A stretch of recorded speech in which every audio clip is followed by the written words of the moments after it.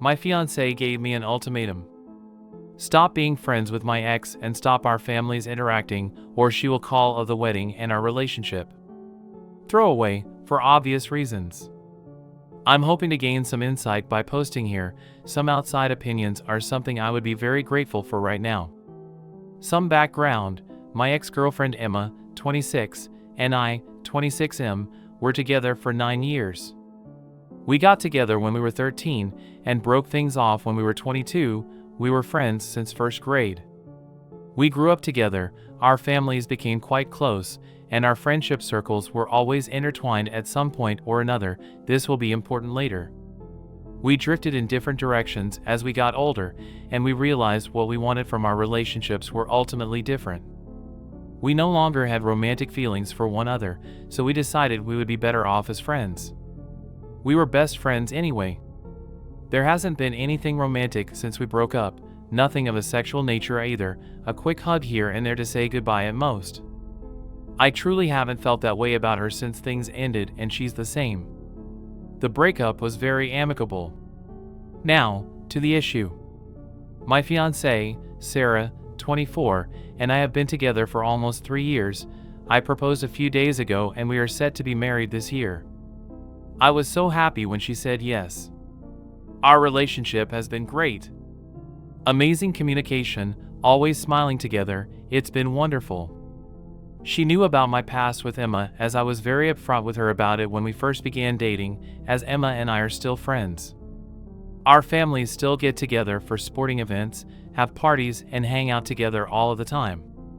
My parents are really close to hers, and our siblings, 22M, 25F, 17F, 18F, and 19M, are good friends, too.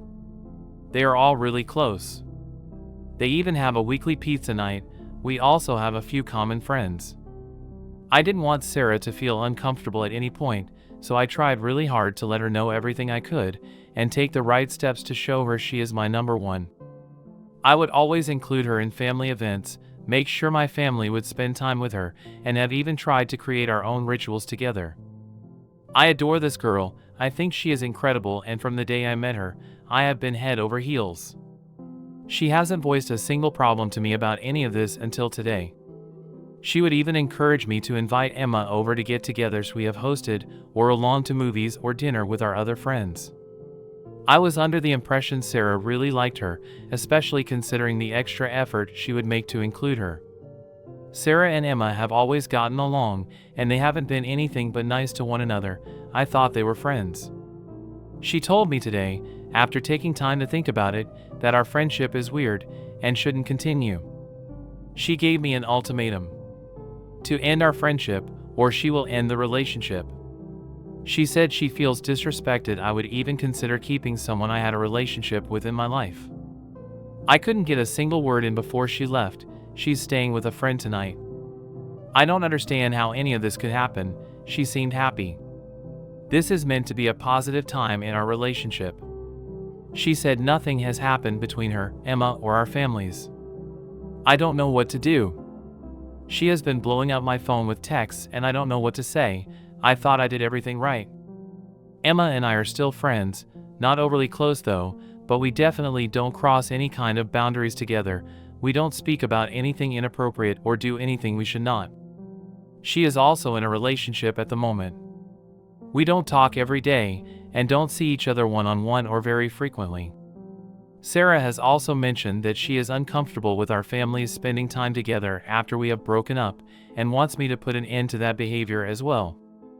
I can't control what my family does, who they see or who they are friends with. They have been nothing but kind to Sarah. They make a real effort to make her feel special and even include her family. I don't know what to do. Is my friendship wrong? Should I talk to our families? Or is this ultimatum unfair? TLDR, my fiancé wants to call off the wedding and our relationship unless I stop being friends with my ex and make sure our families are no longer spending time together. I don't know what to do. Edit, I just want to mention, because I have gotten a few comments about it, that Emma and I are no longer close. I see her at events she is also invited to, or when Sarah invites her along with us and our friends to do something. I don't actively seek her out for one-on-one time or invite her places myself. I don't even message her or text her. She's in a relationship, too. Our families are close, parents are best friends, and our siblings grew up together. They even still have sleepovers. That means I'll see her places or run into her. That is really hard to avoid, but I really do try. I wanted to make that clear. I have made an effort to set up boundaries to make Sarah as comfortable as possible. I've tried so hard. Update. TLDR, my fiancé gave me an ultimatum: stop being friends with my ex, and stop our families interacting, or she would call off the wedding and our relationship. It's been a very eventful 3 days, and after all of the advice I was given on my last post, I thought I would share an update. I also want to thank everyone for their words of wisdom and kindness. I read every comment and took them all to heart. I really appreciated it. This update is long and not what I was hoping for, but what happened has happened. I couldn't get a hold of Sarah for 2 days. She wouldn't answer my calls or my messages. I'd left her a voicemail asking her to come home or to meet up somewhere for coffee so we could talk together. I let her know I loved her, that she would always be first. I heard nothing back. She's never been like this. If we had an issue, we would always talk it through. We even had a pact to never go to bed mad at one another, and we never have, but she didn't come home. She didn't even reply to me. At first, I thought she wanted some time to cool down, but it just kept getting later. I couldn't stop thinking she would walk back through the door. She didn't. I heard nothing from her. I could barely get any sleep. I texted her, explaining I'd do whatever I could to show her how much she means to me. I explained the only reason I saw Emma was at gatherings for mutual friends/family friends that she tagged along to, or when Sarah invited her to events herself. I told her she didn't have to do that I didn't want it or need it, I only wanted her. I said I wouldn't attend any get-togethers I knew Emma would attend at all. I also tried my best to explain that our families were very close before Emma and I got together, and that I couldn't control who they were friends with. I did tell her we could talk though, and that we would maybe come up with something together that would make her feel more comfortable. I let her know my family loves her. She didn't reply. It took everything I had to not keep calling her to see if she was okay, but I didn't want to upset her further. I read some comments saying it might, so I tried to listen. I still hadn't heard from her by the afternoon of the next day. I tried to call her again, but it rung out. I sent her another message telling her I just wanted to know if she was okay, and that if I didn't hear back from her soon, I would have to start calling her family or her friends. I didn't know if something had happened to her. This was so out of character. She's never done this. I was so worried. She texted me back straight away, "I'm fine. I'm not coming home." That was it. I tried to call her. I knew she was right there. I figured she would pick up. I called, but she had turned her phone off. I didn't know what to do. I felt like my heart had been ripped out of my chest. I didn't know what I should be doing. I didn't know what would bring her home. I just wanted to talk. I wanted to make it better. I ended up going to my parents' house last night. They live close, about 5 minutes on a slow day. I was an absolute mess and didn't think I would cope by myself. It was about 8 p.m. when I went over. I hadn't heard from her again. I went to bed in the spare room. I was only asleep for a few hours when shit started to hit the fan. My phone was going off. It was Sarah. "Where are you? Did you run back to her?" I had no idea what she was talking about. I told her I was at my parents'. I told her I was coming home. I begged her to please just stay. I was fumbling trying to get myself dressed and find my keys. It was about 2 in the morning. I kept dropping everything. I wanted to be gone. I was halfway out the door, and that's when it happened. She pulled up into the driveway and was absolutely livid when she got out of the car. She was screaming at me, yelling her head off, and no matter what I did, she wouldn't calm down. The street my parents live on is fairly echoey. She was loud. People started flicking their lights on, and our neighbors started to come out onto their porches. It was a shit show. My parents came outside too, and my mother started to try and talk to her. They have always gotten along well, and she wasn't responding to me no matter how much I tried. Sarah wasn't having it. She told me she knew what I had been doing behind her back, that her family knew, and I was lucky enough to be given a chance to cut my ties and move on after having an affair for so long. I have never cheated on her, let alone have an affair. I love Sarah. I wanted to marry her and be with her. It didn't matter what I said. She wouldn't believe me. She wouldn't listen. She kept calling me every name under the sun. My mother asked her to please come inside to talk, that it was a misunderstanding, that I loved her, that they loved her, and we just needed to talk it through. Sarah started calling her a bitch, a terrible mother, a shitty person, told her that she knew what I was apparently doing, and even encouraged it, how sick she was for that. My mother tried to explain herself, that this wasn't happening, and that's when Sarah slapped her. Out of nowhere, full force. I went silent. My mother started to cry. Sarah started apologizing, over and over. It was instant regret, or at least it looked that way. It didn't matter. I ended it right there. I told her to go, that the engagement was off, we were over, and that she needed to get her things from my house. She was crying, still apologizing, but you can't come back from that. She hit my mother. She's never not shown all the love in the world to Sarah, and for her to do that to someone, let alone someone that means that much to me, was enough. I don't know why she wouldn't listen to me. I don't know why she chose to believe these other people over me, why she wouldn't even talk, but it doesn't matter. I'd never felt this empty. I gave 3 years of my life to someone who refused to even talk to me or believe me. I thought I knew her.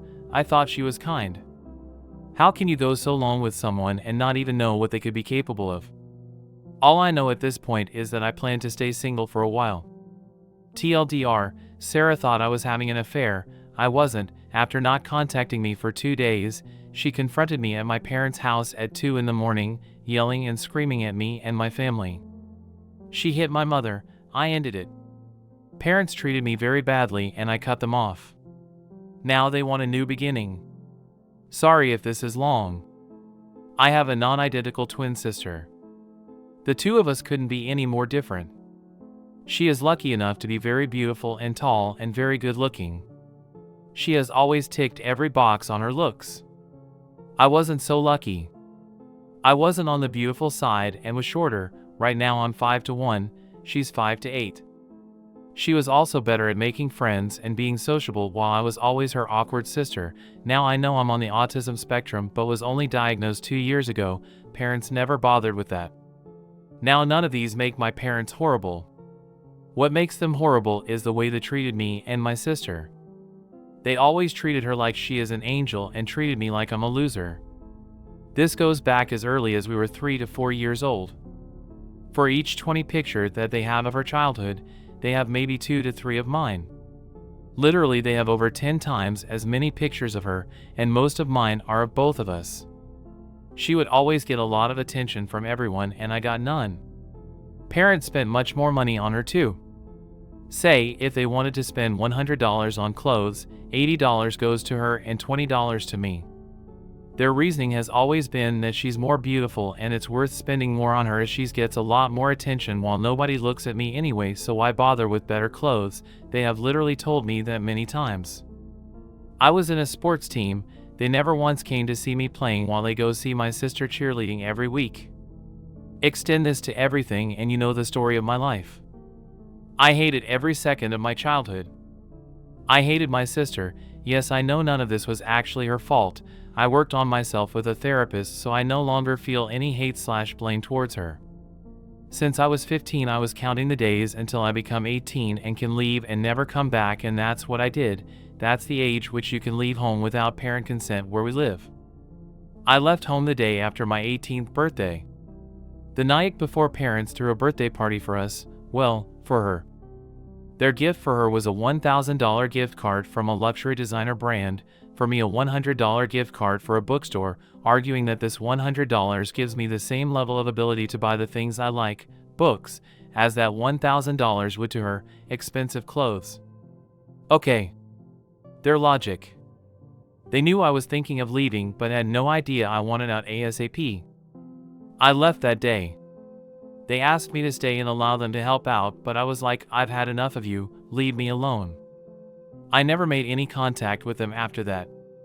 As soon as I was able to, I moved to another city to get even as further away, as I hated that city too. They called / texted me for a while, but I never answered or replied and changed my number eventually. I had also removed them from all my social media. I set so that if they sent me any emails, it would automatically get deleted, and a reply automatically deleted. Do not waste your time to be sent. That's the current status of things on my side. 2 days ago, my dad sent me a message on Facebook. My initial instinct was to delete it, but I opened it and started reading. This was the first message in months from them. He explained that he understands that they were not good parents and they did a lot of wrong, but maybe we can start over. He asked if I can come over for dinner at some point so all of us can get to know each other better. I haven't responded. I don't know if I should give them another chance or just delete this message and don't look back. TLDR, parents treated me much worse than my twin sister because she was / is more beautiful. I left right after my 18th birthday and ceased all contacts. Now they want a new beginning after 3 years. Update. Thanks for your comments and suggestions there. They were super helpful and helped me see things a lot more clearly. Love you all. This is a big update and something quite shocking. I've got to go back to my therapist. Before I get to it, a lot of you asked about my relationship with my sister. Well, there's no relationship really. I spent all of my childhood hating her and never really had a nice relationship with her. She was not like my parents, but they had spoiled the hell out of her, and she sort of always saw herself as the better one of the two of us. Not surprised there, and right now I don't even blame her for that. On the day that I was leaving, I gave her a hug and told her that maybe if we had different parents we could have really been sisters, but it's not how it turned out in this life, but maybe we can make up for it later ourselves. I told her that if she wants to talk to me about this, she can call me and we can meet up. She never called me. As it appeared from the last post, I went to talk to my therapist about this, and she suggested that I can initiate some conversation and see how it goes. Based on her assessment, she was happy if I wanted to go and see them. I just need to understand that there's no obligation to go or stay. Good. I replied to my father's message with this. Hi Dad. For us to ever have a chance of seriously starting over, you owe me an answer. Why? I expect an honest answer. No why what, no come and let's talk in person or anything of that sort, just give it to me straight. Believe me, I can handle reading it if you can handle doing it. If you're not willing to give me that, then I'm not willing to start over. He came back to me the next day with a long message explaining why. Let's get right to it. He told me that him and my mom wanted a child, and only one child, as they didn't have the resources and energy of having more than one. They realized that we're twins. That screwed up everything and actually made them sad rather than happy. They decided to give one of us up for adoption. They looked around and even found a couple. In case you wondered, I was the one they decided to give away because I was smaller and my eyes weren't blue. Yeah, that's how you decide which one of your kids to keep. They arranged everything, even took me to them, but that couple bailed out before signing the papers when they saw me and my sister. Their conscience couldn't handle separating twin sisters like this. After this, they looked for some couples and nobody seemed willing to adopt one of twin sisters. They entertained the idea of putting me into foster care, but they couldn't live with themselves if they did. I think that says a lot. Stranger couples, who so badly wanted to adopt a child, couldn't be heartless enough to separate twin sisters, but their fucking parents wanted to do it. It's beyond me. So they had to raise me themselves, and they didn't enjoy it at all. In their minds, the fact that they didn't put me into foster care was a favor in itself, more than what I apparently deserved, and that's why they never cared to do more for me. Their full time and resources belonged to my sister, and the small part of it that got to me, they saw it as me taking what's my sister's away. That's how they saw me. No wonder my childhood turned out the way it did. He said that deep inside they always knew what they were doing was wrong, but they could never step up and do the right thing during this 18 years. Why not? They thought that changing the dynamic would negatively affect my sister, as she's now used to being offered more time and resources and I'm used to not getting it, so making it more equal would be a luxury for me and a pain for her. They thought that's not fair for my sister to be in pain for the sake of my luxury. Again, their logic. I don't even know what to say to that. Ever since I left, Mom and Dad are having trouble. My sister is off to college and they're alone now with all the time in the world to think about what they did. They've been to marriage counseling and according to him that has helped them see everything clearly now and see how cruel they were to me. He says they want to start over and make up for all of it if I'm prepared to allow them. This is quite shocking for me. This explains a lot about why my childhood turned out the way it did. I'm going to be honest. I wish they had given me away for adoption. I really do. I could have been with adoptive parents who really wanted me rather than with biological parents who never did. I still don't believe that they have changed though. This can be the result of my sister, their golden child, being away and not spending as much time with them and then trying to replace her with me. I don't want to do that at all, but I don't know. I've got to talk to my therapist. Please give me your opinions again. You guys were so useful to me last time. Your help means a lot. TLDR, Dad opened up about how they wanted to put me for adoption and they couldn't find a couple to agree to separate twin sisters. That turned out to how they decided to treat me during my childhood. They say they're getting counseling and see the wrong in them and want to make up for it now.